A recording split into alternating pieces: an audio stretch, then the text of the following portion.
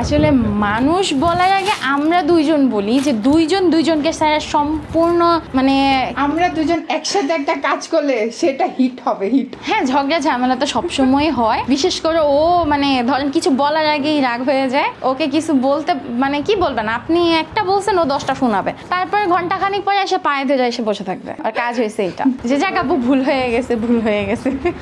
লেখা আছে আমার ভালোবাসা, আমার ভালো লাগা, আমার মন ভালো রাখার ডিব্বা, আমার প্রাণপ্রিয় স্ত্রী, ভালোবাসা নিও। আর এখানে হচ্ছে টাকাটা ভরে দেয় এরকম করে। আমি ছোটবেলা থেকে বোনের কাছ থেকে কাজ শিখছি। করোনাতে আপু বললো যে সবাই তো অনলাইন বিজনেস করতেছে, তুইও কর। তা আপুর দেখানো পথ থেকে শুরু করে তারপরে স্টার্টিং আপু শিখিয়ে দিয়েছে, আমি শুরু করেছি। এই ফার্স্টে নিজে তৈরি করেই কিছু পোস্ট করেছিলাম যে মানুষ দেখি পাবলিক কেমন পছন্দ করে। পর দেখলাম না, আসলেই অনেক পছন্দ করে সবাই। তো আস্তে আস্তে অর্ডার আসলো, আমিও ডেলিভারি দেওয়া শুরু করলাম। সবচেয়ে বড় অর্ডার এই পর্যন্ত 10,000 টাকার একটা ক্যানভাস আসছে। তারপর থেকে আস্তে আস্তে আসলে এর থেকেও বড় অ্যামাউন্টের কাজ আসছে। ভিন্ন ধরনের বলতে আমার সবচেয়ে বেশি ভালো লাগে গ্লাস পেন্ট। ওটা দেখলেই কেন যেন যখন করি পানিগুলো পরে আস্তে আস্তে শুকায়, ওই গাছগুলো দেখতেই ভালো লাগে, অন্যরকম লাগে। ক্রাফটিংয়ে সবার ফার্স্টে আমি ঈদ কার্ড দিয়ে শুরু করেছিলাম। এগুলো আসলে সবার এত পছন্দের, মানে এই ইয়াং জেনারেশনের জন্য সবচেয়ে ভালো একটা জিনিস। মানে আমি আমার 2 ঈদে প্রচুর পরিমাণে সেল করি সবচেয়ে বেশি ঈদ কার্ডগুলো। পেইন্টিং আব্বু একটুও সাপোর্টেড ছিল না, 1%ও না। আমি কাজ করতাম, আম্মু নিয়ে পরের দিন বলে ডাস্টবিনে ফেলে দিত। এইরকম হয়েছে আমার সাথে যে তারা একটুও হেল্প ছিল না, একমাত্র বোনের হেল্পে এই পর্যন্ত আসা।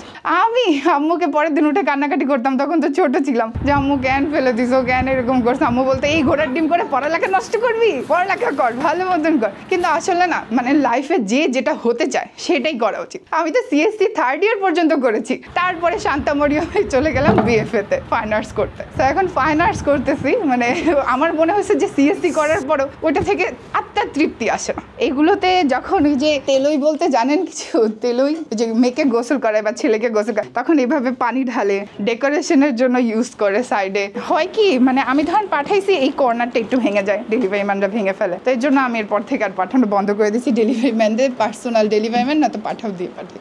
যখন আমি 17 সালে শুরু করলাম, 1 বছর আলহামদুলিল্লাহ খুবই কাজের প্রেশার ছিল।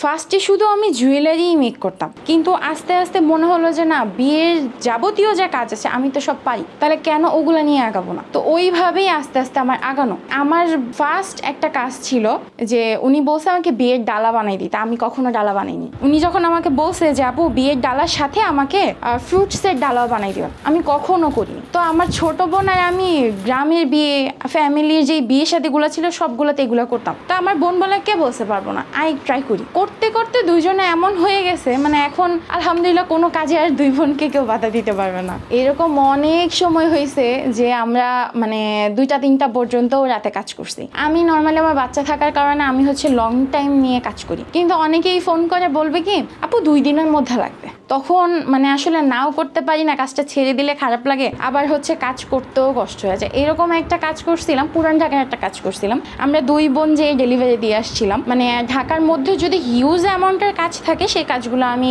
নিজে যেয়ে দিয়ে আসি। তো আমি আমার বোন গেছি, যাওয়ার পর ওখানে দেওয়ার পর ওনারা মানে আসলে আমরা ছোট উদ্যোক্তা, বাট আমরা তো নিজেরাই কাজ করে এত দূর আসছি। আমাদের কিন্তু কেউ বলেন যে বুস্ট করে বা কেউ প্রমোট করে আমাদের আগায়নি। তো ওনারা হচ্ছে এমন অ্যাটিটিউড করলো, আমরা যাওয়ার পর মনে হলো যে আমরা মনে হয় অনেক সস্তা টাইপের কাজ করি। ওনাদের বিহেভিয়ার এত খারাপ ছিল, মনে হয় আমরা লো কোয়ালিটির মানুষটা। কিন্তু সত্যি বলতে আমি যে কাজ করি, আমার কাজের মানে 3 ভাগের 1 ভাগ মনে হয় আমার হাজবেন্ডকে আমি দিই না, সম্পূর্ণ আমি নিজে আমার বিলাসিতা বলেন, বাচ্চার কাজে বলেন, ঘুরতে যাওয়া বলেন, এগুলোতে আমি ব্যয় করি। তো ওনারা ভাবে কি মনে হয় আমরা কাজ করে খাই, তার মানে আমরা হচ্ছে একদম লো কোয়ালিটির মানুষজন। মাঝে মাঝে এমন মানুষের পাল্লায় পড়তে হয় যে খুবই লজ্জা লাগে যে আসলে কাজ করে খাওয়া কি ভুল।